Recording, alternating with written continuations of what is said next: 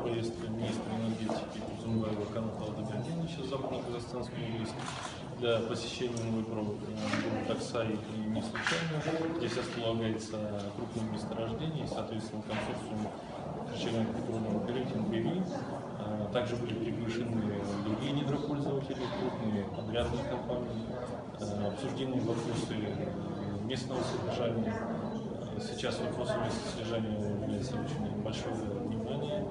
Но понимаем, что все вопросы решить одним разом нельзя. Вопросы остались с обоих сторон, как у недропользователей, так и у подрядных организаций. Поэтому все это в рабочем порядке надо решать. Надо чаще контактить и обсуждать такие вопросы именно на подобных площадках. Что мешает нашим компаниям больше заниматься